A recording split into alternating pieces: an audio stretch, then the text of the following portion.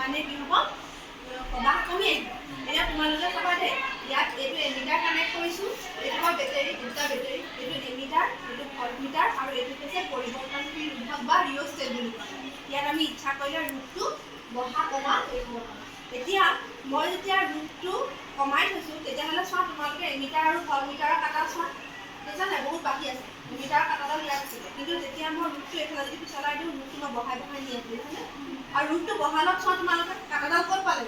শূন্য পালে হয় নাই কাটাডাল শূন্য পালে কমিলে হয় নাই এতিয়া যেতিয়া আমি ৰোধটো বঢ়াই গৈ আছোঁ প্ৰবাহ কম হৈছে প্ৰবাহ জুখিবলৈ আমি এমিটাৰ ব্যৱহাৰ কৰোঁ গতিকে প্ৰবাহ যে কম হৈছে বিদ্যুৎ প্ৰবাহ কম হৈছে বুলি দেখুৱাই দিছে দেখিছা নাই